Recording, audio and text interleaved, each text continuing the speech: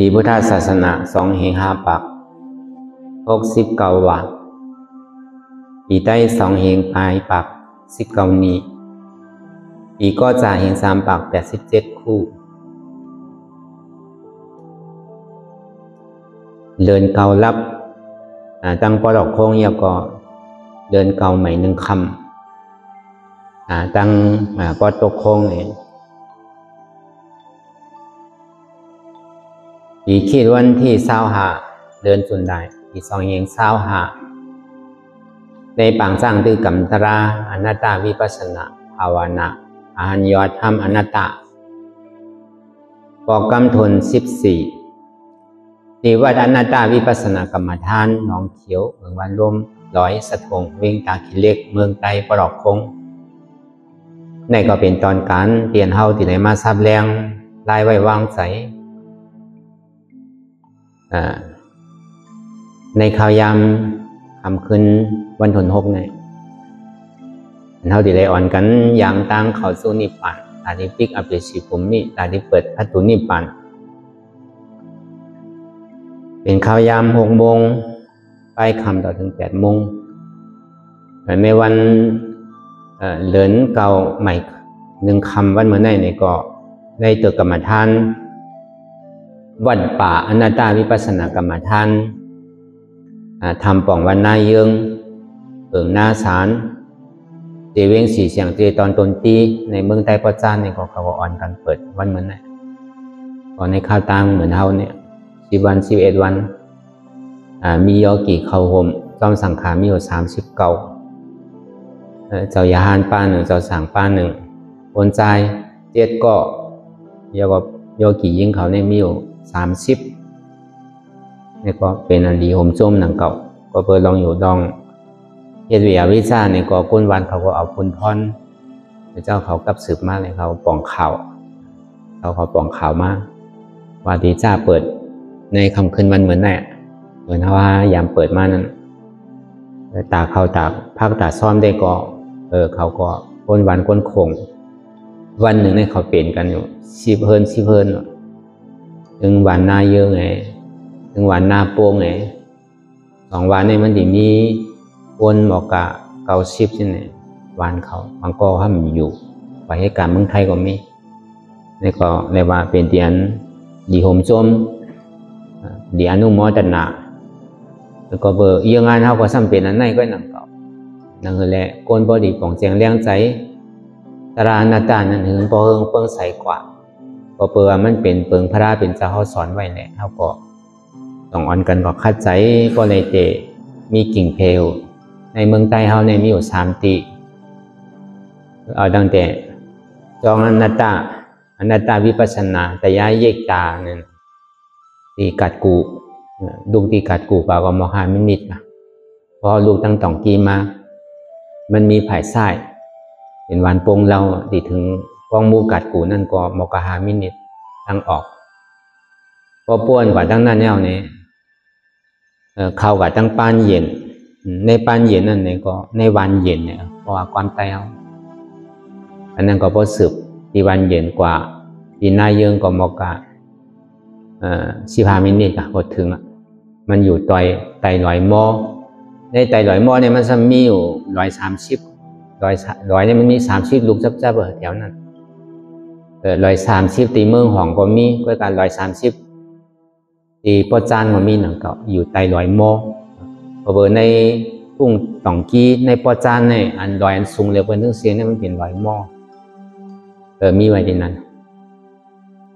ก็รายวันรายโคงหนังเก่าเพิ่นมาอ่อนเข้ากันวันบางมงสูงเนี่ยอันยามเป็นตะกาเก่าเฮานั่นน่ะอันยามมาเข้าอุปกเมื่อเจ้าอยู่ดีกัดกูได้ก็เขาใกล้มาเข้าเสียๆด้วยการปังตะลากำในปอกทนหนึ่งก็เขาก็อ่อนกันมากนั่นก็บางมงสูงเขาในวันในโขงยาวก็นองลมเขายาวก็โหเตียนใช่ไหมก็มาจู้กันที่นั้นก็เป็นอันดีโฮมโจมหนังเก่าพอเบอร์หังละการศาสนาเนี่ยต้องว่าเฮาเฮ็ดวัดว่าผาเสือไว้ในก็มันโดยเหตุการณ์ตะล่างนะก็ดีว่าเจนก็เป็นแรงโดยเหตุกุลเดินมันโดยไรห้างพออย่างมันเข้าตีเข้าตังมาเนี่ยก็เฮาก็ดีเฮ็ดกว่ากุลเดินเข้าโลก็ปังตะลายใหญ่มาได้ก็ ก้นไขมันนำคือก็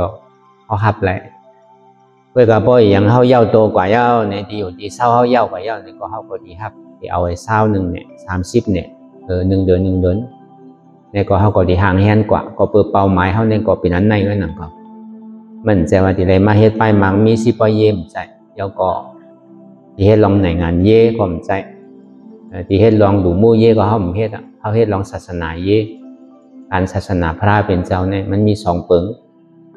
ปริยัติและปฏิเวทาในหอเดียวถึงนิพพานเพราะวันนั้นเป้าหมายเขาได้มาเฮ็ดวัดว่าผาเสือเปิดปางกรรมฐานนั่นในก็เปิดเป้าหมายนั่นก็เปิดใครเฮ็ดจ้างตื้อกรรมตะลาเราสังขายานเข้ามาในวัดว่าผาเสือก็เหมือนกันก็เปิดมีใจมีข้อ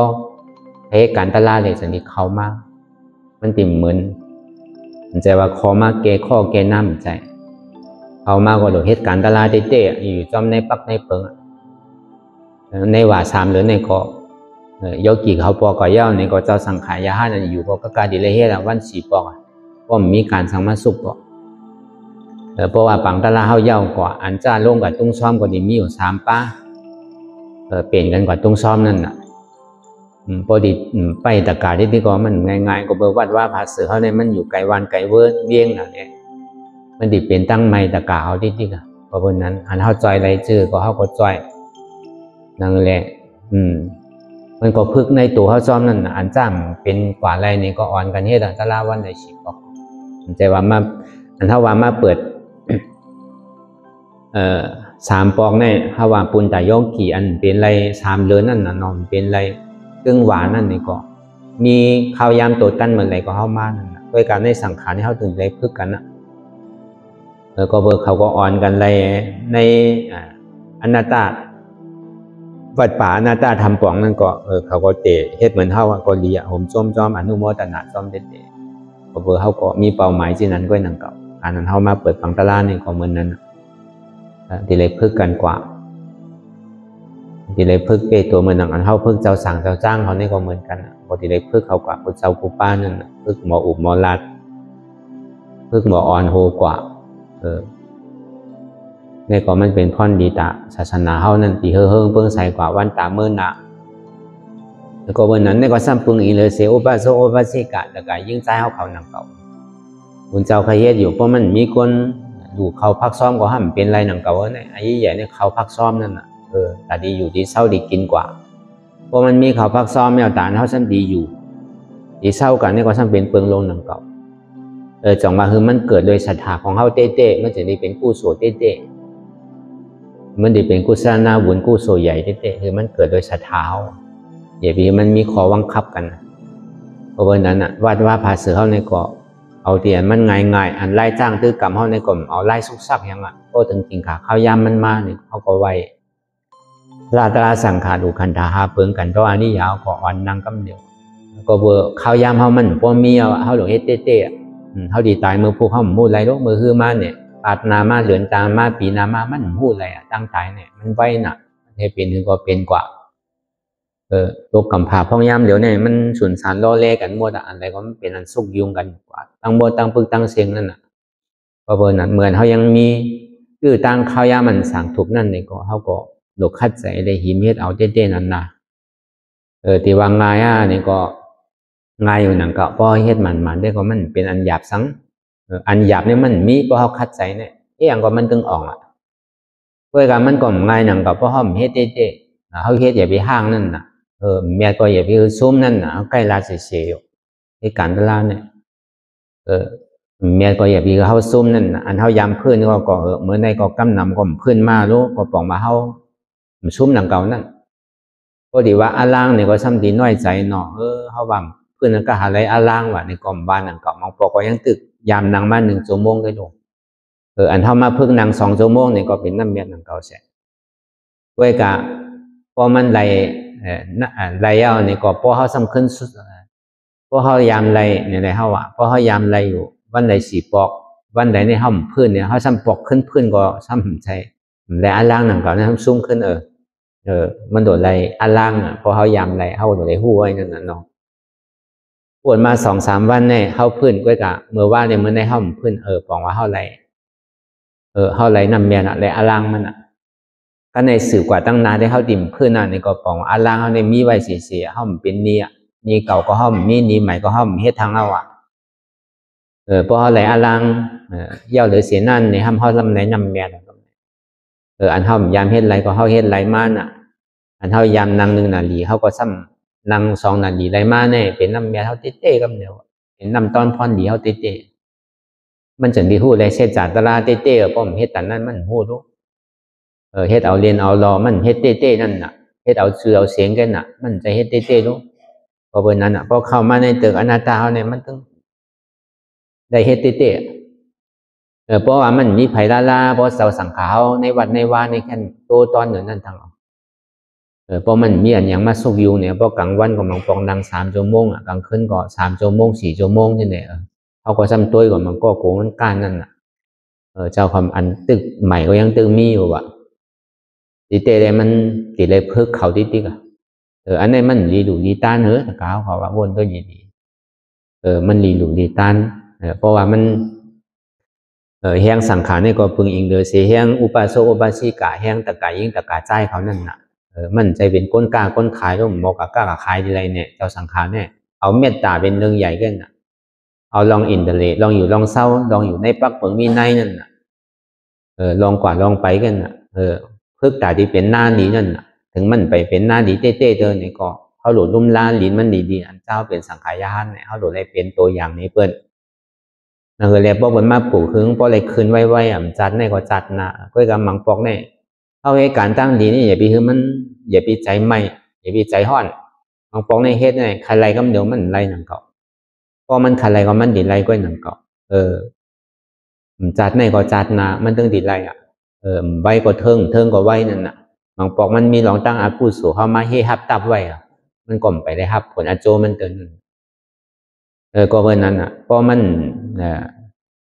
แพงเนี่ยมันดีไรมี3 เปิงน่ะมากูปองให้พ่อท่องว่าพิกูนี่อุปาโสอุปาสิกาเนี่ยนะก็การมือเหลียวเต้เนี่ยก็พิกูเมขาวนะเจ้าก็อุปาโสอุปาสิกาเนี่ยเหมือนหนังบุญเจ้าเมขาวตะกายยิ่งตะกาใจเนี่ยอันนี้มันเป็นกำลังแห้ง4 เปิงเพราะบุญเจ้าพิษเนี่ยก็ตะกาซ้ำหนดตักหนังเก่าเจ้าเฮ็ดที่ไหนถูกโยมเมียนเยอะเนี่ยใจร้ายมันเยอะเนี่ยมันหนดตักกันหนังเก่ามันจะว่าโดมีเถียงน้ำมีหน้าเถียงเด่มไรนะก็เปิดหังเนี่ยก็ย่าเมื่อวุนเจ้าอ่อนอยู่จอมทำวินัยเนี่ยอยู่จอมตะลาพอสั่งสอนพระราเป็นเจ้าในตะกาดีไรเติ้นตะกาดีไรวาวเพราะว่าตะกาซ้ำจอมในธรรมตะลาเนี่ยเจ้าสังขารอยู่ไรลาดว่ามันจึงดีอยู่จอมกันก่อนไรวะเนี่ยพุทธาวลีสัตสีนั่นน่ะมันจะดีจอยแถมแห่งศาสนายกศาสนาขึ้นไรวะเพราะมันเป็นเช่นนั้นไหนเนี่ยเพราะมันขาดอันใดอันหนึ่งเนี่ยมันขึ้นไรนั่นน่ะเพราะว่ามันมีแห้งตะกาเนี่ยก็บุญเจ้าเนี่ยตาดีอาสากยาวก็ซ้ำอาสากปอดวันเนี่ยบุญเจ้าก็ซ้ำปึงอิงหรือเสียแห้งตะกาหนังเก่าตาดีอยู่หึงก็ซ้ำอยู่หึงว่ะซ้ำใครทากไปเลยว่ะมันก็ซ้ำจังมีว่ะเนี่ยมือกำมือก่อนมันเจ้าเสียเมืองนายฮอไว้นั่น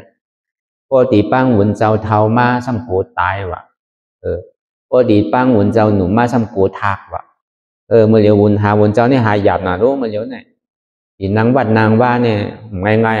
หาเสียงยังหาง่ายวะอันหาวุนเจ้าเนี่ยหาหยาบหนาวบางปอกในปอดอกพงเขาก็มีน้ำปอโตก็มีน้ำแต่ที่หันวุนเจ้ามันนางวัดนางจ้องนี่ง่ายเป็นอันหยาบเตะเพราะอะไรเก็บเงินกันเนี่ยเพราะอะไรค้านกันเนี่ยเพราะอะไรปั่นเงินเดือนเป็น1 ปีอยู่เพราะเหมือนมาอยู่ที่เขาเนี่ยอย่าไปทางเขาไม่อยู่ไรเพราะเขายามมวลยามเปี่ยวยามไรเงินไรคำมาเนี่ยได้ก็จ้างเขาไม่อยู่เขาก็มีอยู่ไรก็เบอร์นั้นมันง่ายๆนั่นเปล่าการดีป้าใจป้าคอเลยอยู่จอมศีลจอมทำเฮ็ดการตะลาเนี่ยก็มันเป็นอันหยาบเต้ๆนั่นเปล่าก็เบอร์นั้นบุญเจ้าอันว่านั่นนี่ก็เหมือนว่ามานั่นตานดีนั่นตายก็เจียวตายวะตานดิมใครทาก็ซ้ำใครทากวะมันจังเป็นเช่นนั้นแบบเหมือนเขาตีเตอันเขาโจมหนาเต้ในก่อนเขามาอ่อนกันเฮตตาลาเนี่ยอันต่างเสื้อต่างรองนี่มันดีเป็นกว่าห้างมันแก คือมันเกิดโดยศรัทธาลองเฮ็ดลองสร้างนี่มันหยาบนั่นก็พอเฮ็ดก็มันถึงเป็นกว่าเย้าปีนึงก็เย้าปีนึงปีนึงเย้าก็2 ปีเย้า5 ปีเย้า10 ปีมันถึงเย้าก็เปิดที่เฮาเนี่ยมันลองอยู่ลองเศร้ามันขยับไว้ลองนั่งได้ก็แค้นอยู่ด้วยการลองหรือลองเศร้าเนี่ยมันพอเต็มโทนนั่นอันใดก็มันยังตึกด้วยการเฮาก็โหลดเตียนมันจำเป็นมันติ่มเฮ็ดล้นเฮ็ดเด้อเพราะมันมีคนอยู่คนเศร้าเนี่ยเฮาก็เฮ็ดพอดีเฮ็ดแปดเฮ็ดทิ้งเฮ็ดปล่อยเฮ็ดพาเนี่ยก็มันดีเสียลายมันหลอกมาลายเสียเงินเสียคำมันมีอาโจสังก็เฮาก็ติ่มเฮ็ดนั่นอันใดที่มันจำเป็นเต้ๆเฮาก็เฮ็ดต้องมาพอเฮ็ดแล้วก็คือมันพอใจไรกำเหลวพวกนั้นเปิ้นหลู่เปิ้นต้านก็เฮิงพอไรกู้โศกำเหลวเฮิงพอไรหันซื้อนาตั้นตากำเหลวเหมือนเฮาที่วัดว่าผาเสือเฮาเนี่ยน่ะเหมือนเจ้าจ้างเจ้าสั่งเขาก็ตลอดเขาก็ไล่นอนซ้อมกันบางห้องไล่นอน2-3เกาะ2-3ป้าเนี่ยก็เปิ้นหังเนี่ยก็เปิ้นอีหยังก็มันไปเต็มทนเตอะ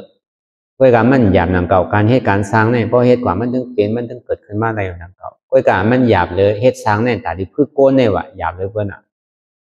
พวกนี้มันเป็นหลายปอหลายเมหลายตั้งหูตั้งหันหลายวันหลายเมืองหลายพิงทุ่งมันมาล้อเล่กันในสอนหยาบเลยเปิ้นก้นเนี่ยอันเฮ็ดอันสร้างเนี่ยมันหยาบอันสอนก้นเนี่ยหยาบเพื่อการสอนหยาบเลยก้นน้ำสอนตัวสอนใจเจ้าก่อนนี่หยาบที่สุดเนี่ยสอนก้นเนี่ยเลยว่ามันหยาบเกินหนังเก่าแต่ที่สอนตัวสอนใจเจ้าเก่าเนี่ยหยาบนาวอันนี้ก็เหมือนนั่นหนังเก่าเหมือนเฮามาหนังตลาเนี่ยก็ปอดมาถึงคำขึ้นวันทน6เย้าในก็เฮาก็ซ้ำขึ้นดีสืบพ่อก่อนตั้งสุดแต่ก็เฮาไปฮ้อเตอเนี่ยก็เฮาก็ยากตัวตั้งแต่สิโกต่อไปกินเฮาอันตั้งอันใดเสียนอันที่มันพุทธก็เกิดขึ้นเป็นมาที่ตัวเฮานั่นเนี่ยก็มันมีตัวเฮาเตว่าเป็นตัวของเฮาเตว่านั่นเลยเฮาพอดีถอดถอนลองวางอัตตาตัวนั้นวางไหลนั่นถึงบ่เป็นอนัตตานั่นก็บ่นตัวอันไรก็ดีนะครับพอดีกว่าแรงลมง่ายๆยิงมันเจ็บยิงมันขานใสยิงมันเดือดอกเดือดใจเนาะแค่นดีเฮาดีก้านมันมันดีก้านเฮากันนั่นพอเฮาก้านมันเนี่ยก็โอ้เก่าก้านเมื่อทางเฮาเฮาก็ฮู้อะไรเรียนอันเฮาก้านมันเนี่ยก็เปิดอัตตามันนำอันเฮาก้านมันเลยเฮาก็นั่งเหมือนเปิ้นไรเปิ้นก็เฮาเปิ้นนึงก็เฮานึงเปิ้นนั่งไร2ก็เฮานั่งไร2อันนี้มันก่อยๆเข้าใจอนัตตามาน้อยๆเปิงโลมันนั่นเนี่ยก็คือเฮาบ่นตัวลองตัวเฮาอันตั้งกว่าลองใจก็เหมือนนั้นนั่นก็ใจที่มันเป็นอยู่บ่นกว่ากาวากาเป็นก็ผู้อันตั้งซ้อมใจที่มันบ่นก็ในลองเวทนาในบางพอเฮามานั่งเนี่ยมันจะว่าเจ็บกำเดียวบางพอก็เรียกลายน่ะบางพอก็เจ็บเตะบางพอก็นั่นเจ็บน่ะบางพอก็เจ็บหายเนี่ยตอนหนังเจ็บได้ตู้มันกึมดีไรนั่นบางพอเจ็บน้ำหมูน้ำตาพอใครออกตืดกว่าจันมาเนี่ยพอเหมือนหนังก้นแห้งโดนอะไรมาตืดกับพอดีสิกพอดีพูดพอดีขาดเป็นแต่นั่นนู้เวลาพอมาสัมหายมดมีสังเตมันเป็นสิ่งนั้นตาลาเนี่ยมันจามเขาตัวอนัตตาเตห้ามอนัตตาเตห้ามอัตตาเนี่ยมันเขาไม่ยากมาจามเขาตัวอัตตาตัวไหนเนี่ยพอห้อมจอมมันห้อมกูมันเนี่ยก็ห้อมวังเวอร์ห้อมจอมมันเนี่ยก็มันก็การเลยหย่อนย่านเนี่ยแล้วก็การเลยถอยไปหนังเขาพอเฮาก้านก็มันก็มันดีเอาเฮาตายพอเฮาหย่อนย่านเนี่ยก็มันดีตายพอเฮาคัดมันก็ตายพอเฮายอมมันก็เฮาก็ตายมันเป็นเช่นนั้นมันเหมือนซื่ออันวันนั้นพระเป็นเจ้าเฮาแต่งเนื่องไว้ว่า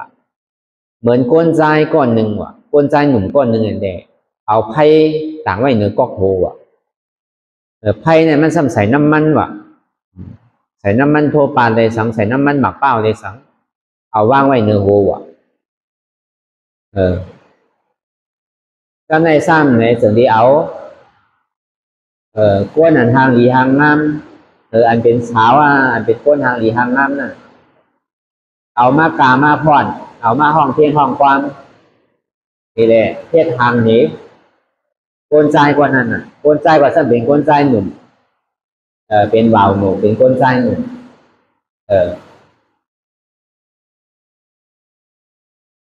มันก็ซ้ำทางหลีซ้ำบอกกาบอกห้องเพียงห้องความก็หลีถอมนะก็ในซ้ำขุนออกคำในซ้ำปันตามไม่คือไหนเมื่อทิ้งใครเมื่อหลี คือยางกว่าเดียนทางหลีทางล่ำนั่น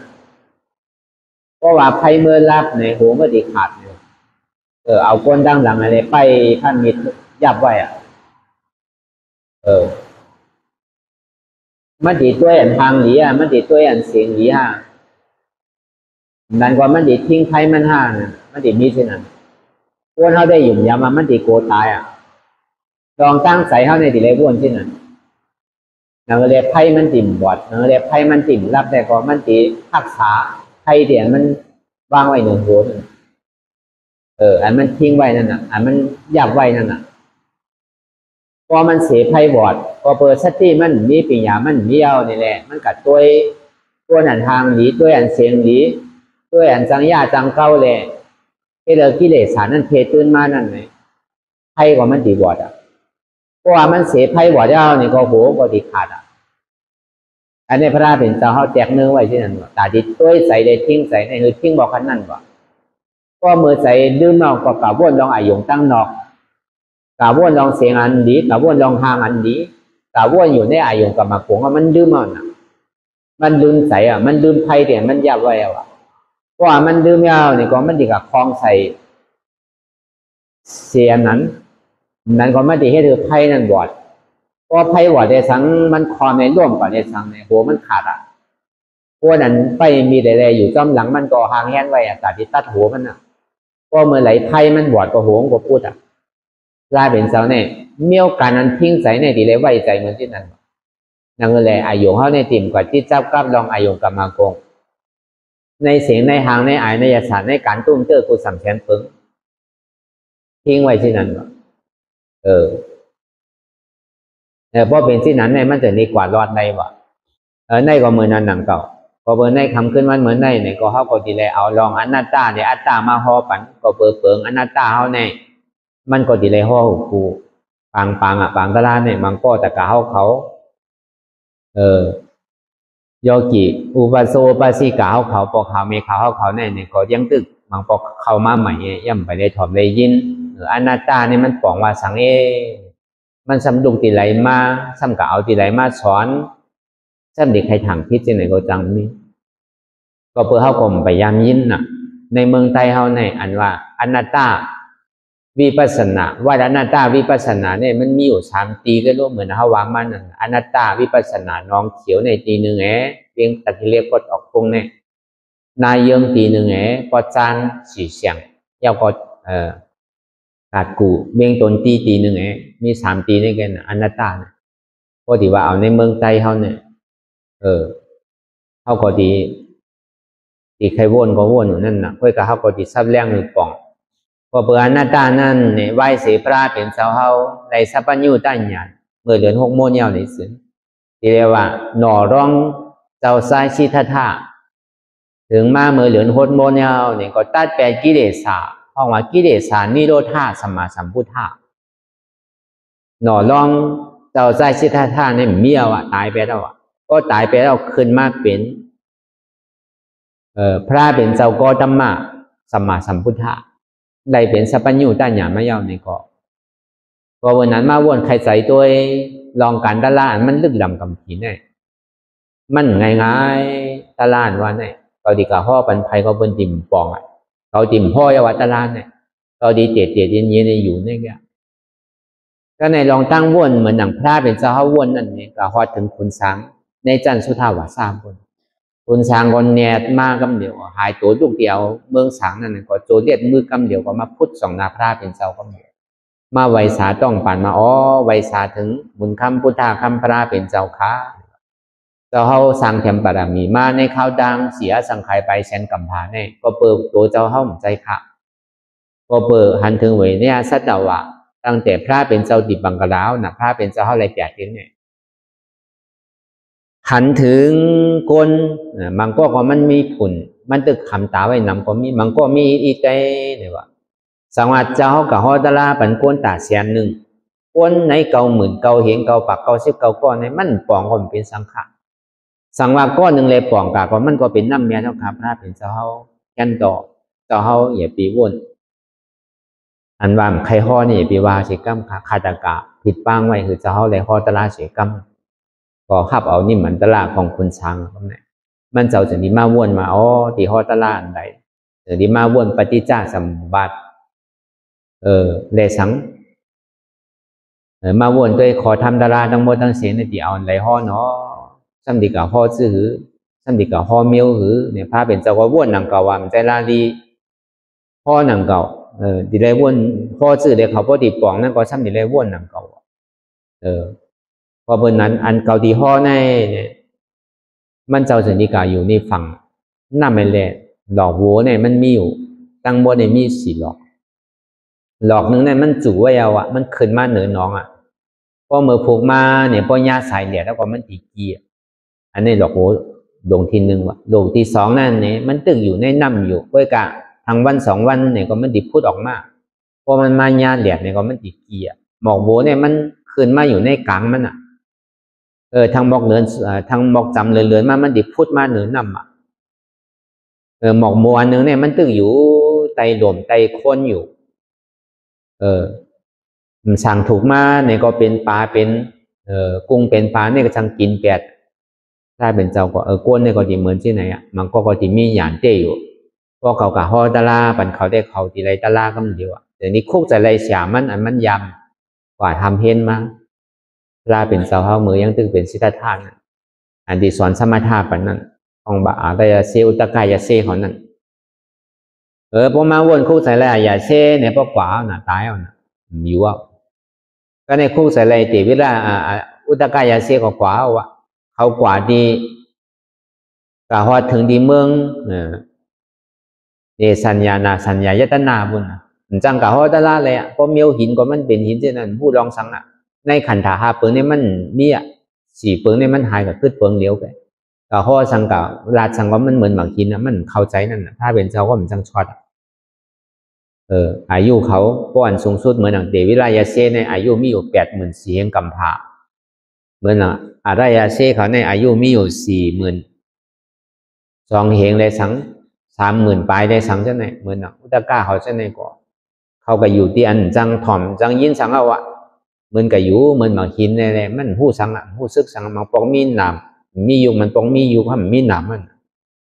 ซุ่มหลอกซุ่มไล่มันจังฮอกปัญญาวะ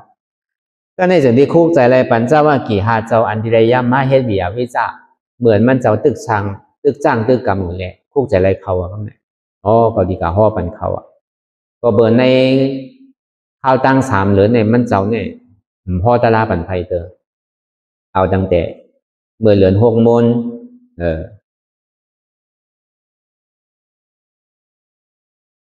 ในข้าวตั้งเดิน6 โมงต่อถึงเดิน8 โมง2 เดือนเงี้ยเลยฮอตลาปันเดือนนี้คุกสันไลปันเจ้าว่ากี่หาเจ้าเขาอันที่อยู่ในสวนเซอร์เมืองปาราณสีมันเจ้าก็จะดีสื่อข้าวตั้งอะไรกว่าหาเขาก็มีกันดีเนื้อกันไว้ว่าเพราะว่าสิทธามันในภัยอย่าไปหับตอนอย่าไปหับสปีดมันอย่าไปเสือดีอยู่ปันมันอย่าไปตักน้ำปันมันกินพอเบอร์มันเฮเตมันเฮตลาเตมันปอกขึ้นมากินซุ้งขึ้นเยาอ่ะพอเบอร์นั้นมันหย่อนตั้งคัดใจมันก็ห้ามอยู่ว่ามันเป็นพระราชวันนั้นจนกันไปเจ้ากรัญญาในดีเตมันเป็นหมอเป็ดตามใน7 ก้อในป่ามัน1 ก้อหนุ่มเลยเพิ่นมันก็ตึงมักมันตัวเป็ดต่างมันว่าซึ่งตีได้เป็นพระราชมันมันก็เป็นก้นตายหนังก็มันก็ย่ำมียุ่มหนังก็ก็เบอร์นั้นแหละเพราะว่าเมื่อถึงพอหันพระเป็นเจ้ามานั่นลองอยู่ลองเศร้าลองอินเทเลมันเจ้าเนี่ยมันแปลกเกินเดอกูบอกอ่ะแต่ในพวกเขาหันใส่เอาเนี่ยเขาลืมมาว่าอันเขากติเขาเลยลาดกันไว้นะ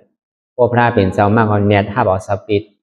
แนทเสือปันตีอยู่แนทเอานำมาตักกินพอมันหนังกล้ามเนื้อของเขาจะนี่คุกจะเลยเหรอเขาพอลืมกันนะรุ่นในอันเขาได้บาหังกันเนี่ยจะเขาสมัยอย่างอ่ะเนี่ยว่าจะเขาก็ย่ำเป็นพุทธะย่ำไปไล่ตาลาสังเขามีลองสังอันนี้ที่ใครว่าเก้อกันนั่นก็เขาว่าเมื่อเดี๋ยวเนี่ยก็เป็นพุทธาเนี่ยปัญจวัคคีย์ยาเซเนี่ยว่าเจ้าเขาซ้ำบอกขึ้นกินซุ้มขึ้นซ้ำว่าเป็นพุทธาอะไรซื่อหลาเนี่ยว่าเท้าคำยุ่มเนี่ยตั้งแต่เขาเหตุการณ์ตะลามาสู่ได้อยู่จ้อมก่อนเนี่ยก็ยำว่าอันก็เป็นพุทธาก็ยำว่านี่สู่ว่าเนี่ยยำว่าค่ะ ป้อมยามวางมันเดี๋ยวนี้เขาเป็นป้อสุขให้ถอมเอาแหล่เนี่ยเขาก็ซ้ำยอมภาพนั่นก็ว่าของมันเยตรามาก็มันยามว่าตัวเจ้าก่อนนี่เป็นผู้ท่าแล้วลูกก็ในสมาว่าเป็นผู้ท่านี่ได้ก็เขาก็จังที่ตั้งใจถอมพระเป็นเจ้าเฮาจังที่ฮอดธรรมะเชษฐาอันตั้งในเหลือนเพราะว่าเมื่อเหลือน8มนนั่นไผ่ใต้เหลือนเก่าเขาว่าไผ่เมืองก็ดอกคงนั่นน่ะมันเปลืองเงินเหลือนนึงน่ะเดี๋ยวนี้ฮอดธรรมะเชษฐาในฮอดกับฝ่ายเลยลองเชษฐาตรา4เปิงทุกข้าเชษฐาสมุทัยเชษฐานิโรธาเชษฐามรรคเชษฐาลองตั้งเกิดตั้งเท่าตั้งเป็นตั้งตายในสาธิทุกขาจาราทุกขาพยาธิปิทุกขามรณะปิทุกขาปิเยหิวิปโยโกทุกโขมากโกอปิเยหิวิปโยโกทุกโขมากโกการเกิดก็เป็นทุกขาเท่ามากก็เป็นทุกขาเป็นมากก็เป็นทุกขาตายก็เป็นทุกขาเมื่อพระเป็นเจ้าเข้าห้อมือหนึ่ง8มนคุณพีเขาคุณสร้างเขาเนี่ยมาถ่อมตะล่ากันใช่สิผีเนี่ยก็อ่านโหหลายกกเตมันสังเนี่ยก็อ่านโหหลายอสังเขมันมาถ่อมตะล่าพระเป็นเจ้าธรรมจักรนั่นพระเป็นเจ้าห้อกับการเลยลองเสียจ่าตะล่าทุกข้าเสียจ่าก็เพื่อสังเป็นเหตุอันนี้มันหนีลองว่าอโจทุกข้าเนี่ยมันเป็นที่ไหนอันเท่าไรมาเกิดมาเท่ามาเป็นมาตายไรมาผ่านยานโกนเตียนเท่าหักเท่ามากเท่าเสิร์ชผ่านที่ก็ผ่านตายเป็นทุกข้าซ้ำในอยู่จะมีมอมโกนเตียนเท่ามักเสิร์ชนี่ก็เป็นทุกข้าอันเท่าไรมายุงนำคันฐานเนี่ยทุกข้าเดียวเปินที่สุดก็เปิดสังเป็นเหตุหักเอาอจ้องมันก็เปิดล้อผ้าตอซ่าโมหะหมาหน้าเต็กที่อัตตาวิจิกิสากุจ้าที่นาเมจ้าฮิริออตปะกิเลส30ตัวเนี่ยเป็นเหตุแล้วก็เปิดสังปมายอแก็บก็เปิดตัณหากามาตัณหารูปาตัณหาอรูปาตัณหาอันนี้ว่าต้องตั้งหมดตั้งเสียงใน26โคงเนี่ยปอปาติจันสุทาวาสาก็เป็น31โคงก็เปิดว่าใน5โคงแต่มันตึงตีใดนี่ปั่นมันมานั่นนะก็ดีว่าได้ก็ห่อปันใน26โคงเนี่ยก็ว่านั่นก็ใน26โคงมันตึกเป็นพุทธศาสนาอยู่กามาดันนานว่านั้นเอาตั้งแต่เมืองอเปสีภูมิสีเมืองโคงกลางหนึ่งยาวกว่าเมืองผี6โคงในห้องเป็นกามาดันนาก็ในเมืองสางเนี่ยดูป้าดันนาเมืองสางดูป้าปฐมสันตุติยสันตติยสันจตุทัสสัง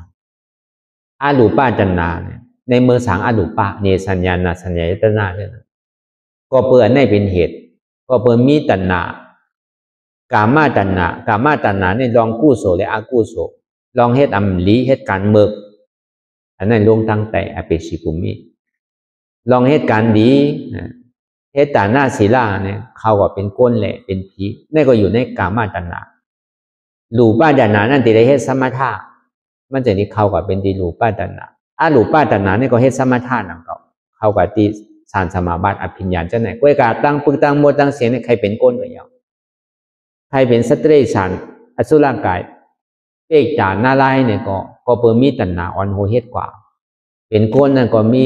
ตัณหาอ่อนโหเฮ็ดกว่าก็เปิดกามาตัณหาอ่อนโหเฮ็ดกว่าเมืองผีได้สังก็เปิดใครเป็นก้นหลีผีแม่ก็เปิดใครเป็นนั่นน่ะสุดต้องใครเป็นในจังที่เหตุการณ์มันตาที่ไรเป็นมานั่นก็เปิดตัณหากามาตัณหาอ่อนโหดูบ้าตัณหาก็เปิดใครเป็นสังจังที่ตัวเอาสติอ่อนโหยเลยมัดหมายตัวซ้อมฉะนั้นเป็นกามาตัณหารูปาตัณหารูปาตัณหาเข้ากับที่เป็นเนสัญญาณสัญญาก็เปิดว่ามันเจ้าในเฮ็ดมาหมดแล้วนะลองตั้งอันนี้เจ้ายาซีเขาก็เฮ็ดมาหมดแล้วว่าอีเขาสร้างเขาเตียนได้อยู่เมืองผีเมืองสางนี่ก็มันเข้ากันหมดแล้วอันที่ตราพาเป็นเจ้าฮอกำในธรรมะสัจจานะเพราะว่ามันเจ้าฮอตราลองอาจองอาโจก็เปิดเหตุอันใดซ้ำตีส่วนที่ฮอนิโรธาเสจานิโรธาเสจานี่ปั่นดีกัดเย็นอันว่านี่มีมีไผคลายเนี่ยก็กับก่อนที่ฮอนี่ปั่นดีกัดเย็นนั่นนี่ก็มันซ้ำขึ้นฮออันที่เฮายามฮอธรรมะเสจากันตั้งแต่ตาวติงสาห้องว่าจตุมหาราชิกาตาวติงสายามาตุสิตานิมานรติปรินิมิตาสวัสวัตติปโลหิตาพอมาจาริยาอย่างนั้นคืนก่อนในเมืองสารเขาได้ห่อกันในธรรมะเสจานะอันนี้มันว่ากับกายโดยลองตัณหาก็เปิดเหตุการณ์ที่นั่นนั่นแหละเพราะเหตุการณ์นั้นดีลงดังไต่เพราะเหตุการณ์ดีเกิดเป็นก้น เพราะเหตุการณ์ดีโดยนั่นทางเนี่ยขึ้นก็เป็นเหตุการนั้นเอากามาตัณหาอ่อนโหยเลยถึงว่าเหตุการณ์ดีเสด้าเนี่ยก็มันตึกเป็นตัณหาอยู่อ่อนฮอดถึงเมืองผีหนึ่งคงต่อถึง6 คงเอาหลูป้าตัณหาเหตุการณ์ในฮอดถึงปฐมทุติยทัตติยศาสตร์เอาอรูปตัณหาเหตุการณ์ในฮอดถึงเมืองเนสัญญาณสัญญาตัณหาอันนี้ก็เปิดเขายามเฮ็ดมาพาเป็นเจ้าเขาก็หน่อรองเจ้าเขามือไปเป็นพระราเขายามพึ่งมาเขายาเสียเจ้าในก็ยามพึ่งมาอย่างเขาก็ปองกว่าเตียนนำเกิดอ่ำเท่าอ่ำเป็นอ่ำตายห้องวันนี้โลท่าเสียจานวันนี้มีผลอันโจสุขานวันนะใครไล่ท่าเนี่ยก็ดีว่าความโกนเขาก็นี่ป่านในมีเตียนมันเกิดเท่าเป็นตายมันดีป่นลองกามาตัณหารูปตัณหาอรูปตัณหาเนี่ยมันดีป่นออกป่นม่วนร้อนในชัจจเวลาตั้งโมตั้งเสียงเนี่ยมีเป็นนิพพานอันเป็นนิจจาสันติสุขาอมตะธาตุในมีเพราะเป็นนั้นก็เช่นตั้งอันติไรเนี่ยมันเป็นที่ไหนตามอริยมรรค8 เปิงสมาธิที่สมาสังกัปปะสมาวาจาสมากัมมันตะสมาอาชีวะสมาวายามะสมาสติสมาสมาธิติเรยังจอมเช่นตั้งปิญญาศีลสมาธิเพราะเหตุที่ไหนเอาก็มันติไรเพราะพระเป็นเจ้าเขาผูกจู้หัวมมดเสียงในทุกข้าเสียจากสมุทัยเสียจากนิโรธาเสียจากมรรคเสียจากก็เอาการในลีกว่าได้ว่าเช่นนั้นก็กับพวกเอาการตลาว่าได้พระเป็นเจ้าเขาก็ตึงห่อกับการโดยลองผลสุขข้าวตั้งก็ดีว่าได้นี่ป่านวันนี้มีเตียนนำเกิดเท่าเป็นตายเนี่ยแต่ที่ไรมาเนี่ยที่ไรเหตุการณ์นั้นไรที่ไรเหตุการณ์ปัญญาศีลสมาธิการปัญญาสมาธิเนี่ยสัมติเอากอกออกอันไรที่ได้กอกออกเหตุทางเอาจ้องทุกขาในตัณหาเนี่ยที่ได้กอกออกเพราะตัณหาสุดเดียวเนี่ยก็ทุกข้าเสียจากนั้นก็รับกำเดียวเพราะเอาการพระเป็นเจ้าห่อเต้ๆที่ได้ห่อเช่นเดียวเพราะในดิกในไล่ว่าได้เขาว่าลองทุกข้าอ่อนตั้งตัวสมุทัยอ่อนตั้งเย่าก็นิโรธาเย่าก็มรรคพวกเอาเต้ๆมันว่าได้พระเป็นเจ้าวันนิโรธาเย่าก็มรรคเย่าก็สมุทัยเย่าก็ทุกข้าแต่ก็การเอาอะไรก็ดีคือเขาปองแสงเลี้ยงใจนะเพราะพระเป็นเจ้าห่อธรรมะเสียจากสุดกว่าเย่าในก็ที่เขาสร้างก่อนไรมาถ่อมตลาดในก็โต๊ะเป็นซอดาปานกว่าไรตลาดทุตลาดเมียนกว่าห้างไผ่ห้างมัน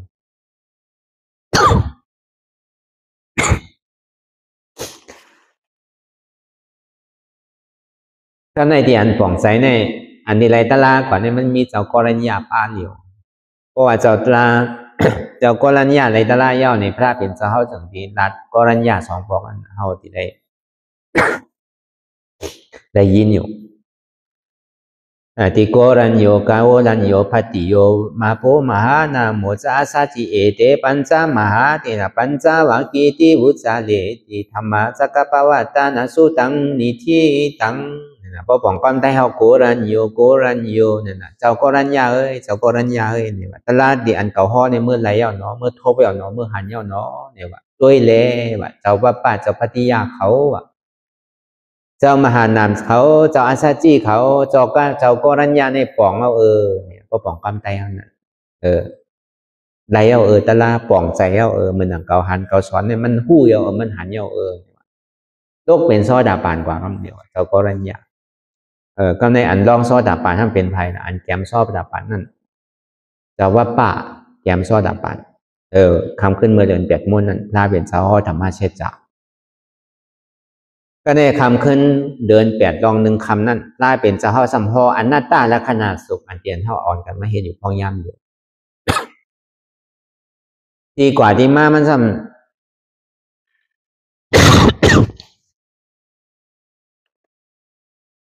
มันมาไหลซื้ออันว่านั่นอันไหนมันดุกที่เจ้าผู้ที่เฮามานั่นน่ะเป็นเสียสมาหลวงเฮานั่นน่ะก็เบอร์มันเจ้าก็จบทำอภิธรรมมาจบมาอยู่5 จำในกว่าเฮ็ดเมืองมานมาได้เป็นคู่กรรมฐานมาอ่านโหสิ50 ปีมันกว่าเฮ็ดมากุฏิกูตั้งในเมืองไทยก็ในปืนพระโอบุญเที่ยวก็มีอยู่ในเมืองมานก็เฮ็ดมาปอจอดปอเจ้ลายเฮ็ดการตลาดเนี่ยเพิ่นก็เอามาใจมาการตลาดเนี่ยก็เฮ็ดสื่อก่อมหลายตลาดก็เบอร์แลกันสังเวการตลาดนี่มาครบแมวเตียนมันเลี้ยงไว้เนี่ยอยู่มันดุมลานแมวเนี่ยหมายแมวเนี่ยตายก่อนต่อหน้าต่อตาขี่ป้อนหลันเยียวป้อนหลันเดือดก็บ่ออกซ้อมกุฏิกูตั้ง ย้อนเบอร์นั้นในแหละมันเจ้าเกิดสังเวการตลาดเนี่ยดีกว่าหาตลาดก็เปิดอายุมันเจ้าก็จำ80เอาน่ะ 70ปลาย78 79ดุมๆเก่าก็กลุ่มกาหาสอนตะลาเปิ้นตะลาเป็นคือเก่าก่อมมูกเขาซ้ำบอกเนี่ยเส้นตั้งเปิ้นกว่านี่ปั่นกว่าชื่อเก่าหู้เก่าก็ดีเท่าหลอกเท่าไรก็รู้เหมือนแมวในตัวนู้นทุกข้าวพอตันแน่อยู่ไรสัญลักษณ์ของวนเท่าเนี่ยมันมีแมวนั่นน่ะมันจะหักแมวน่ะก็เปิดว่าแมวในเหตุถึงมันเกิดสังเวชการตะลานั่นก็เปิ้นนั่นเลยแหละมันจะดีอ๋อแกเนี่ยตั้งใจตั้งข้อยลูกเดียวลักแต่งในคามมาตีลอยพระธาตุลอยแสงนั่นคามนี่จับมาก็เบอร์แหงแฮนโค้ยก็คามไม้ก็ตำรวจทหารมันเขาก็หันที่นั่นเขาก็ว่าสังมาตั้งขึ้นนั่นน่ะก็เบอร์กูตายเนี่ยมาเหตุการณ์ตะไลก็มันติเข้ากว่าในเถินการจ้างดื้อกรรมตะไลเลยเอาลายอันที่มันเจ้าในเฮียนไม้ก็มาจ้างตื้อกรรมชื่อก็ไล่ว่าตะไลเนี่ยพอให้พอห้องว่าอะโลตะไลดีกันนะเฮียนมาเนี่ยเพราะมันเป็นก็มันเป็นเนี่ยมันใจก็ใจเอาว่ะพอมันเป็นตะไลเต้เนี่ยเขาโทษว่าเขาพอเฮ็ดพอตันแน่เนี่ยย่ำไปโทษแน่เอาดีหยาดน้ำแปดเสียงๆก็เอาตะไลเนี่ยก็บอกถูกนอกตะเป้มันแบบพอเป็นที่นั้นมาเนี่ยมันเจ้าก็จังดีมาวนคนไข้ขึ้นก็เปิดมือกูปองเนี่ยเอาศีลศีละศีลสมาธิปิญญานั่นเอาศีลอ่อนโหนนั่นพอมันเจ็บคนขึ้นมาก็ดูแหวค่ายปันไม้ไปปันมันเนี่ยตึ้มยอมรับยอมนอนมาตึ้งขึ้นให้การตลาดเนี่ยเสียว่าไปนั่งเนี่ยยามเนี่ยก็ว่านอนนี่มันนอนว่ะใครการตลาดใครตลาดเนี่ยเฮ็ดพอตันนั่นตันเดือก็ไปทบเนี่ยมันใจเอาเส้นต่างมันในพิษเอามันเจ้าสิ่งนี้มาวนขึ้นเมื่อพระเป็นเจ้าเฮาในฮอตลาดเนี่ยในฮอตั้งสุดในเป็นสังในสุดตันอันที่เป็นศึกษากันเนี่ยเป็นซ้ำว่าสุดตันวินัยอภิธรรมมาในโลกมันเจ้าสิ่งนี้มาวนมาอันที่พระเป็นเจ้าฮอตลาดเนี่ยมันเป็นอภิธรรมมารู้ไงเป็นอภิธรรมมาอ่อนโหรู้เป็นปัญญาศีลสมาธิรู้เอาสมาปินผลในเอาศีลสมาธิไอ้ปัญญามีศีลนอนตั้งก่อนไปเฮ็ดสมาธิเพราะมีสมาธิสมาธิก่อนไปเฮ็ดปัญญาอันใดแต่มันคิดเอารู้ในเนี่ยเอาโหเฮ็ดห่างเอาห่างให้โทนเนี่ยมันจะมาวนคงจะได้ที่ไหนเอานี่ก็มันเจ้าก็จะดีคงจะได้อนัตตาเอาเจ้าก็รัญญาเป็นสนาพอมันนำตลาก็เบอร์มันเจ้าเนี่ยมันมีขาขึ้นยามากองไว้เดี๋ยวก็งูก็ซ้ำซักนั่นน่ะพอมันนั่งตลาเนี่ยพอจำ2 ชั่วโมงมันเนี่ยขึ้นแล้วนั่งไรแต่ที่นั่งเต้ๆก็นั่งไรมันขึ้นมันเจ็บน่ะมันพอสานพอเม็ดกว่าตั้งตัวเพราะมันเป็นที่นั้นมากก็ขำอะไรก็เพิ่นปันนี้ยางปันนี้นั่นน่ะมันกูปอกมือไปเฮ็ดอนัตตาเดี๋ยวนี้มันเจ้าสิ่งนี้มาคุกใจไรเมื่อเจ้าใจชิตาท่าที่ไรเป็นสัมมาสัมพุทธาเนี่ยมันเจ้าห้าท่าฐานทานเนี่ยแหละตั้งอธิษฐานขัดนางมหาบาลินก็นางมหาบาลินเนี่ยก็ตั้งอธิษฐานว่า1นางใครหลอกปล่อยมันดอก2เนื้อใครเสียงปล่อยมันเสียง3ดุใครหักปล่อยมันหัก4เอ็นใครขัดปล่อยมันขัดเลือดใครยังปล่อยมันเนี่ยตายก็เย่าก็ก่อมเป็นผู้ท่าก่อมลูกมันก็ซ้ำเอาคอกว่ามันพระเป็นเจ้าอธิษฐานนี่ก็มันจะขออธิษฐานว่าเฮ็ดสิ่งนั้นน่ะหนังใครหลอกปล่อยมันดับดุใครหักปล่อยมันหักเนื้อใครเสียงปล่อยมันเสียงเอ็นใครขัดปล่อยมันขัดก็ก่อมเลยตะลาก็ตายก็ปล่อยมันน่ะตึงตีตายแกใครตายก็ตึงเมียน่ะอัตตาตายก็เป็นอริยะคนตายก็เป็นเทวราใครตายก็ดิ่มซุ่มมันก็ไว้ใจยังไงก็บอกมือกูบอกแน่ก็หนังกว่าป้อมัดหมายตัวเอาสติอ่อนหัวเอาสมาธิอ่อนโหจะแน่คุกใจไรเฮิรนว่าคุกใจไรห้องสีว่าคุกใจไรก้าว่าคุกใจไรเมว่าคุกใจไรดูว่าคุกใจไรมาว่าคุกใจไรเชงเกว่าดิกว่าถ้าในบ่เป็นนั้นมาบ่มาตั้งอธิษฐานที่นั้นเอาเจ้ากรัญญาเป็นสาระเอาอนัตตาลักษณะสุขนั้นเป็นสาระนี่ก็เพราะมันพูดบอกมากำไรที่ติจุนนั่นน่ะวนกระถึงมีเมวนดุงมีดุงวนเฮิรนมีเฮิรนนั่นอัตตาทั้งดอกมันยาวรู้ก็ในเพราะอัตตาทั้งดอกมันหายกว่ามันเจ็บมาในอัตตาทั้งดอกมันหายเพราะมันหายมาในขาขึ้นแบบนี้อันมันยามขึ้นในขึ้นมากอันในงูในซักไว้ในสังอันมากองในเตอร์ไว้นั่นในสังมันก็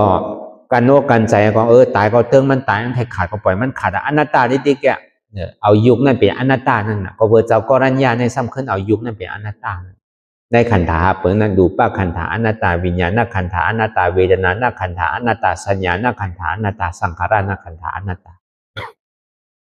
มันก็เอาเจ้ากรัญญานั้นเป็นตัวแตกมันนี่ก็มันก็อ้วดเอาไอ้ก็ป้วนกว่า2 ชั่วโมงถึง3 ชั่วโมงก็ปุ๊บหายไปแตกไปเลยก็ใจนี่มันเปิงกับเนี่ยเมียใจพ่วงใจปิวใจกับวนตั้งหลังตั้งนานนี่เมียอันนี้ตัวมันเจ้าก็เฮการตลาดกว่าต่อถึงพ่อเมืองพ่อแรงเฮการตลาดกว่าเพราะเฮการตลาดกว่าเอาก็เนี่ยเพราะว่าดูกว่าใจคนนี้มากก็ออกนอกกำหนึ่งก็ออกนอกก็มาจ้างตื้อกำตลาดกว่าหวังทางตึ้งขึ้นต่อถึงเมืองแดงพอถึงเมืองแดงมันก็ไกวไปถึง2 ปอก 3 ปอกก็ในเฮ็ดกว่าให้มันถังมาเป็นยาห้านตาหนึ่งเขาว่าพึกกว่าย่ำไปเปลี่ยนเถอะต่อถึงมาถึงพระธาตุลอยแสงอันนี้ก็ พระธาตุลอยวอนก็มันไปเปลี่ยนเถอะมาเปลี่ยนดีไรล่ะเนี่ยมาเปลี่ยนดีทำโวมาไรตลาดีทำโวมาเป็นยาห้านตาดีทำโวการไม่ยาวดีทำโวบอกพวกเขาอันเนี้ยอยู่รายละพวกปู่ หันมาเลยสอนเดียวเอาเขาลองอนัตตามาสั่งสอนเขาก็ทำเป็นลูกน้องตะเป้ก็จอมห้อยติดมันเจ้าได้สั่งสอนไว้ก็เบอร์นั้นเอาในเขาสำคัญย้อนบอกกับเพื่อนดีกับการได้ลงพระเป็นสาวเขาในเขาก็มันมาผ่านยากกันก็เบอร์ตีกว่าที่มานั่นเนี่ยก็เบอร์เสียชุ่มมาเขาก็หาไว้เขาก็สำคัญดื่มกลุ่มนะเขาก็มาใครเนี้ตีกว่าที่มาอนัตตานั่นมันจะฮัดว่าแต่อนัตตาดีๆงามๆก็ในพอถึงมือถ้าเป็นเจ้าเขามาห้องอนัตตาและขนาดสูงนั้นมันห้องกับกันเลยอัตตาและอนัตตา2 อันนั้นตั้งพอเปิดโกนเขาในเนี่ยว่าก็ถึงคำขึ้นวันเดิน8 ลอง 1 คำมาเย้าเนี่ยก็พระเป็นเจ้ามาห้องอนัตตาและขนาดสูงที่เต้ในห้องทัดกัน5 วันเดินเพราะว่าเดิน8 ลอง 1 คำต่อถึงลอง5 คำห้องกูขึ้น5 วันทัดกันก็พระเป็นเจ้าห้องอนัตตาเนี่ยอ่อนตั้งในว่าอัตตาอ่อนตั้งโกนเขาแต่มันหยุ่มว่ายุคนั้นมันกึมวิญญาณนั้นมันกึมเวทนาเนี่ยมันกึมสัญญาเนี่ยมันกึมสังขารเนี่ยมันกึมมันยุ่มว่ายุคนั้นเป็นสุขะวิญญาณนั้นเป็นสุขะเวทนานั้นเป็นสุขะสัญญานั้นเป็นสุขะสังขารนั้นเป็นสุขะมันยุ่มว่ายุคนั้นเป็นอัตตาวิญญาณนั้นเป็นอัตตาเวทนานั้นเป็นอนัตตาเป็นอัตตาสัญญานั้นเป็นอัตตาสังขารนั้นเป็นอัตตาสังว่ามันเป็นมันกึมในซึ้งให้อย่างไรมันติดเท่ามันติดเป็นให้อย่างละให้อย่างมันสำนุมเสร็จให้สังนี้ในห้องในไฮไลท์สังก้นด้วยดีๆเนี่ยสังว่ามันเป็นสุขาเต้ให้อย่างก้นเท่าสำดิมีลองตั้งขี่ใจมองใจมีอันห้องอันไฮอันเหมือนใจร้อนๆอันใจมีร้อนๆเพราะว่ามันเป็นสุขาเต้เพราะมันมีเต้เพราะว่ามันเป็นอาตาเต้เนี่ยให้อย่างห้องสั่งไรตัวเขาเนี่ยหรือมัน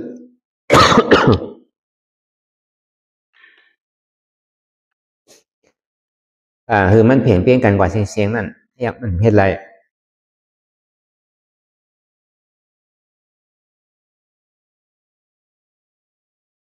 ก็เบอร์ว่าชื่อเนี่ยมันเป็นไรเนี่ยก็เบอร์ว่า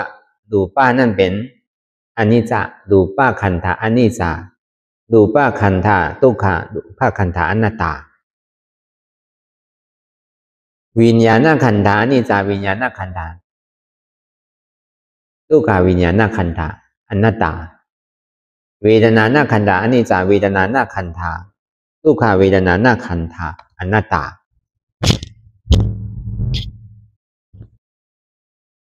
สัญญาณขันธาอนิจจสัญญาณขันธา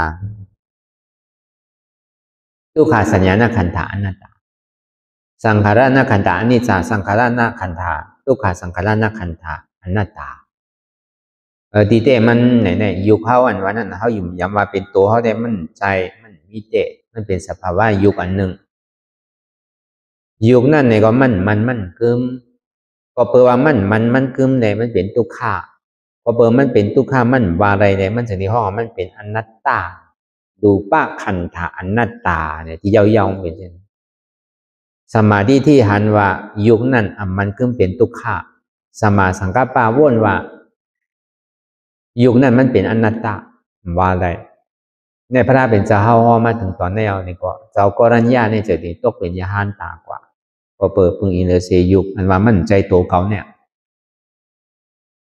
มันมาเจ็บตีตัวมันไปกระตั้นถึงใจเถอะเวลาพอมันมาเจ็บตีตัวเสียด้านเนี่ยก็ลองใจลองสันลองเวทนาลองสัญญาลองสังขารเนี่ยมันมาจู้อยู่ที่ยุคตัวนั้นหมดใจว่าตัดอะไรอันนึงเต็มใจนั่นก็เบอร์ขันธาเปิดเนี่ยมันถึงจู้กันนิดๆก็เวลาอันอะไรที่เป็นผู้นำอันอะไรมันดีห้าวแห้งหรือกันบางปอกตัวห้าวแห้งบางปอกอยู่ห้าวแห้งบางปอกบินอย่างห้าวแห้งบางปอกห้ามเวทนาห้าวแห้งบางปอกห้ามสัญญาห้าวแห้งบางปอกห้ามสังขารห้าวแห้งนั่นอันใดมันห้าวแห้งกว่าอันนั้นเป็นโหปวกเงามันเพื่อการสอบกรณีนั้นยุคมันห้าวแห้งเมื่อหนังเฮามันหนังตะลาออกมาเร็วนั่นมันไปตันถึงมันไปตันถึงใจมันก็เจ็บขากำก็เจ็บก้นกำก็เจ็บต้องกำฉะนั้นมันไปถึงใจโดยนั้น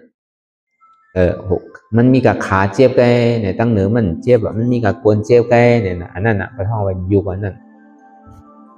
พอมันมาที่ขาก็ขาเนี่ยมันใจเก่าอนัตตาก็เป็นนั้นมากก็เจ้ากรณีนั้นปองแจงเลี้ยงใจดีอยู่ป้าขันธาอนัตตา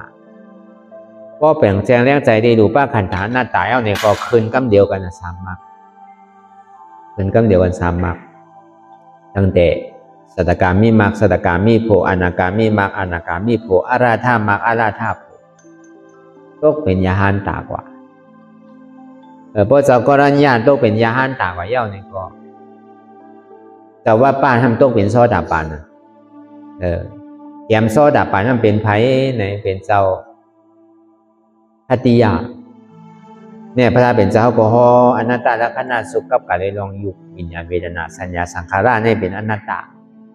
อันนี้เฮาว่ากับการได้ลองยุคก่อนในวันเหมือนไหนไหวเสนั้นมาพระเป็นเจ้าก็สำคัญฮอว่าวิญญาณขันธาอนัตตาใจในกล่อมใจเก่าอนัตตาเวทนาหน้าขันธาอนัตตาเจ็บในกล่อมใจเก่าอนัตตาสัญญาหน้าขันธาสัญญาบางปอมันนางเนี่ยก็เจ็บอยู่ที่เก่าทีเดียวอันก็ถึงสิ่งถึงข้าวถึงย่ำมากบางปอจงม่วงครึ่งบางปอจำ2 ชั่วโมงมากก็เจ็บอยู่ที่เก่าทีเดียวนั่นน่ะสัญญาหน้าขันธาอนัตตา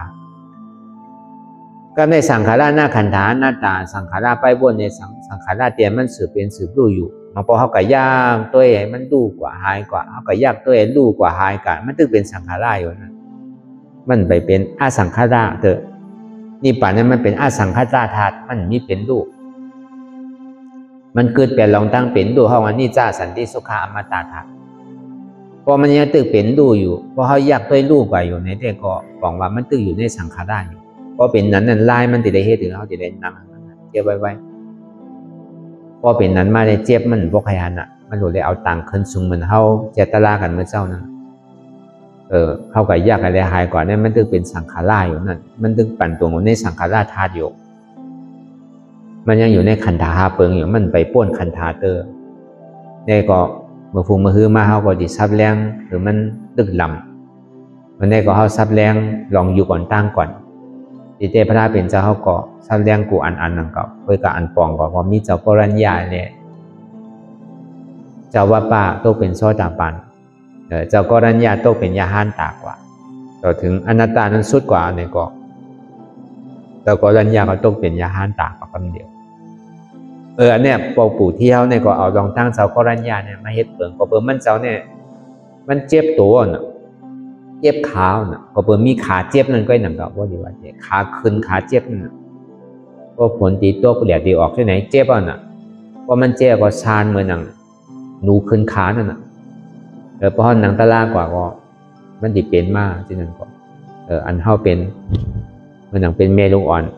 อันยามมีลูกมีร่างนั่นหมักกาวขึ้นว่าที่ไหนมันเป็นที่นั่นก็เลยดูเป็นเนี่ยตาไว้ถึงลงขึ้นนั่นมันก็เหมือนนั่นเพราะขาขึ้นมานั่นเดินใจเพราะขาขึ้นมาเมื่อจะเข้าตึกเป็นเตาสั่งอ่อนก็เป็นที่นั่นหนังเก่าว่าเพราะขาขึ้นมาแต่มันเดินใจหนายางก็ป้อมใครอะไรเดี๋ยวที่เอาวงตีนั้นมาใส่นานๆมันจะดีแค่น่ะเพราะมันไหมหนึ่งเอาแค่น่ะขึ้นพอปล่อยล้างๆที่นั้นขึ้นยางก็ป้อมจังยางเลยเดินใจเตะขาขึ้นเนี่ยขาขึ้นขามมีน่ะนี่ถ้าว่าเปิงปอปู่เท่านั้นขามมีนั่นขึ้นในมีเป็นตัวข้ามว่าอะไรอนัตตาเพราะฉะนั้นขาข้ามใจขาเก่าอนัตตาก็เป็นหนึ่งก็พุบหนึ่งก็ขวามเดียวปู่เขาเนี่ยได้ตะลากว่าคำเดียวอันนี้เอาเจ้า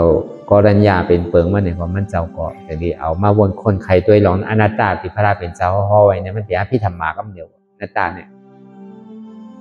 ก็การได้ลองยุบนำคันธาเปิงเป็นอนัตตาเนี่ยมันถึงเขาเนี่ยปั๊บเปิงอภิธรรมาก็เพราะบนนั้นเนี่ยเปิงห้องอภิธรรมาสุตตานวินัยนั่นน่ะ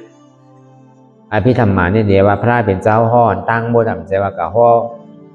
บอกเดียวดีเมืองผีก็ไม่ใช่พอตั้งแต่อนัตตานี่ก็มันเป็นอภิธรรมาก็เดียวอภิธรรมาเย้าเนี่ยก็พออภิธรรมาเนี่ยมันลึกล้ำเย้าก็มันเข้าใจง่ายมันปองแจงแรงใจง่ายมันว่าโคตรวางงอสังหายซื้อเสียดก็เดียวอ่ะมันใจตัวเขาก็เย้าก็หนาที่มันเป็นอยู่เมื่อเดียวที่มันเจ็บอยู่เมื่อเดียวเนี่ยก็เปิดคาเกาเอวเกาหนักคามีเอวมีก็เย้าน่ะอันคาเกาเอวก็เนี่ยมันเป็นอัตตาน่ะอันมีขามีเอวนี่เป็นอนัตตาสองตัวนี่กันอัตตาและอนัตตาง่ายกว่าเกินเลยเสียนั้นมันแต่งยอดแต่งจอมันนำน่ะสุดตันในสังวินัยในสังเท่านั้นอภิธรรมาเนี่ยมันดึงว่ากว่าซื่อๆก็เดียวอ่ะมันดึงเข้าใจง่ายกว่าเปิดมันเป็นรองใจกำนำอภิธรรมา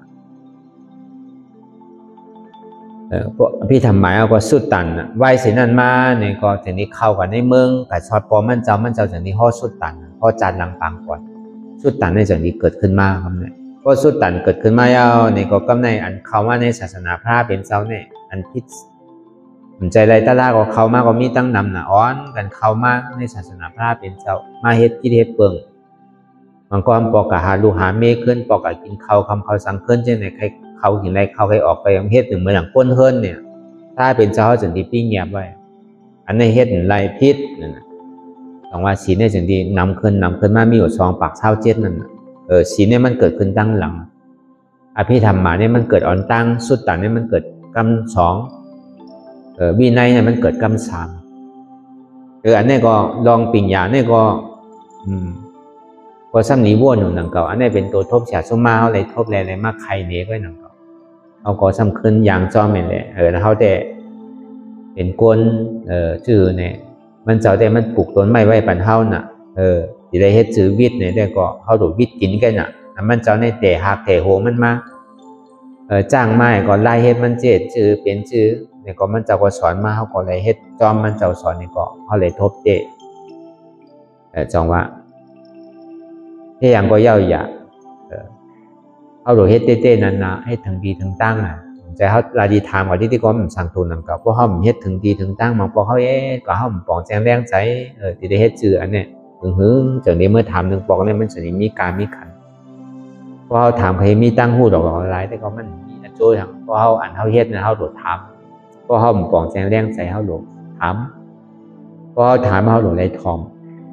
เพราะเขาถอมเอาในเขาหลุดเลยกำหลุดเลยวนจอมเฮ็ดจอมมันจะดีแต่อัจโจในผลมันเตะย่าเมื่อนั้นเนี่ยแหละในวันเมื่อไหร่เนี่ยก็กับการได้ลองอนัตตาคำขึ้นวันทน6ฮออนัตตาลักษณะสุขคำขึ้นวันทน1ตีกว่าตีมาลองอัตตาในอนัตตานั่นเนี่ยก็คือเขาปองแสงแรงใจกว่าว่าธรรมมีเนี่ยก็คือเขาปอหันทุกข์ปอไล่เฮ็ดมันมาเตะทำใจเนี่ยก็คือเขาปอหู้ว่าทุกข์ที่มันเป็นอยู่ในเป็นอนัตตาธรรมมีเนี่ยก็เขาปอหันเจ็บนั่นน่ะเป็นธรรมเป็นตรา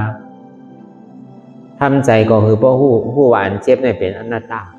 ทำมีหันบ่ามใจหูเก่าใจขาเก่าใจมือเก่าใจตัวเก่าใจเก่าใจเจ็บเก่าทำใจหูว่ามันเป็นอนัตตา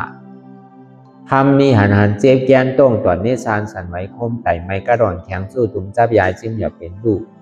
ทำใจหูอันเจ็บแกนต้องตอนนี้ซานสันไหวคมไต่ไม้กระดอนแข็งสู้ตุ้มจับยายจิ้มอย่าเป็นลูกเนี่ยเป็นอนัตตาอันนี้ก็เขาวนยาวเขายังหึงอย่าไปว่าไว้อย่าไปว่าเทิงอันหันก็ดีอันบนก็ดีก็เพียงเพียงกันกว่าวนต่อถึงเจ็บนั้นพอสุดวนต่อถึงทุกข์นั้นพอสุดตัดต่อถึงอัตตานั้นพอตัวพูดขาดกว่าอะไรที่มันพูดบอกเกิดขึ้นเป็นมานั่นนี่ก็เราพอหมอวนวางแทบตัดเป็นอนัตตาสะพอไหลเนี่ย